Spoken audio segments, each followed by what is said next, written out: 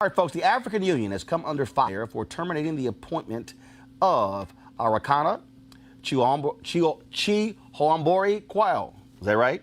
That's correct. Okay, got it. It's ambassador to the United States.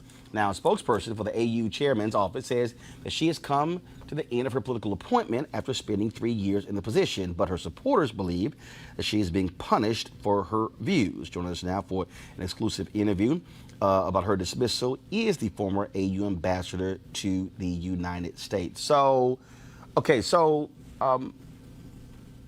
you were appointed 3 years ago. Who appointed you? It was the then chairman of the African Union, Her Excellency Nkosazana Dlamini Zuma. And who made the decision to end your tenure? It was the current chairperson, His Excellency Musa Faki Mahamat. All right, and so did you have any knowledge that they were unhappy with your performance? Was it something that you said, something that you did? Did it catch you completely by surprise? It wasn't really a surprise. I think based on some information I had been privileged to, which I really can't disclose at this time, about 5 months earlier. So it wasn't really a surprise as such. And so this cause, I mean, this has been lots of discussion back and forth, obviously, from your supporters. And they say that your breakdown of the history of how modern-day Africa was created, colonization, and the control or impact France has had on many African countries is why you were let go.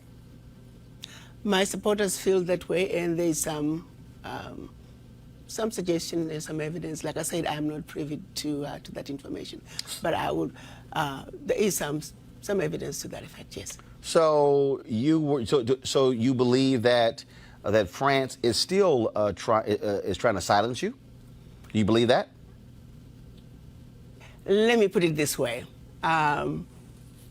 Maybe I lasted longer than I probably would have based on my views on France. And it's not even my view. It's basically stating the facts in terms of what France is doing to Africa. What they're currently doing? What they're currently doing and have been doing for decades since the quote-unquote independence of the former French colonies, yes. So what is happening? Because look, the reality is a lot of Americans are not necessarily hearing about what's happening in African nations. 7 of the top 10 fastest growing economies come from Africa, but you also have a significant impact of the Chinese in many African countries as well. And so do you believe that the government of France still has a lot of control over a number of African nations, of their former colonies? They have significant control over all of their former colonies, specifically 14 of them. Just to give you the highlights of what they did when they were giving the independence, so to speak, to their former colonies. They forced them to sign a document which they are calling the Pact for the Continuation of Colonization. You have to understand, on one hand, they are saying we're giving you independence, which turned out to be mostly political independence, but that you also have to sign this document, which is titled the Pact for the Continuation of Colonization. So you're going to be independent, but you have to agree to continue to be colonized. So 2 countries said absolutely not. We are not going to sign those that document. Those 2 countries? Mali and Guinea. Okay. And what the French did, they went into those 2 countries, took everything that they thought they had brought to those 2 economies, poured concrete into the sewage pipes, and completely devastating the 2 economies.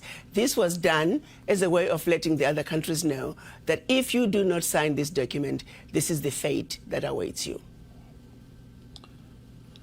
How has that negatively impacted those African countries? It has impacted them terribly, terribly, terribly. If you look at it, you give up the Pact for the Continuation of Colonization said those countries were expected to deposit 85% of their bank reserves back then with the French Central Bank under the control of the French Minister of Finance. And should those countries wish to request some of those monies, because remember they were only left with 15% of their reserves. then they would have to submit a financial statement for the country, and if approved, they could only access up to 20% of whatever they had deposited the year before as a loan at commercial interest rates. The only difference now is the 85% deposits have now been lowered down to maybe between 50 and 60%. But the countries are still forced and required to deposit their bank reserves with the French central bank. So picture this situation. You are depositing all your monies with France. Should you need some of your money, you get it as a loan at commercial interest rates. So immediately, you have a credit with France, but you begin to owe France. This has been going on and continues to this day. So combined, the 14 countries are giving to France cash, cold hard cash, over $500 billion every year. And France takes that money and invests it in its own stock market under the French name, and the countries may or may not know the returns. Currently, for every 14 billion that France takes out of Africa, by the time they finish investing it in the French stock market, they are realizing upwards of 300 billion. So you do the math to see how much money France is taking out of Africa every year. And yet France has the audacity to then look at African countries and call them poor countries. Why would poor African countries give $500 billion to France year in and year out? What really gets me the most is, how does the world sit back and watch this carnage take place in Africa? Where is the United Nations? This is the body that's supposed to be looking out for any violations of human rights. It is my humble opinion that singularly, what France is doing to Africa is the biggest violation of human rights. Women and children are dying of starvation, youth unemployment, when the same poor countries are giving $500 billion to France. It simply does not make any sense. And I don't know how the world can sit back and watch all this unfold and nobody is saying anything. It's unacceptable. It is wrong, and we're simply asking France to do what is right, what is just, and what is fair with the Africans.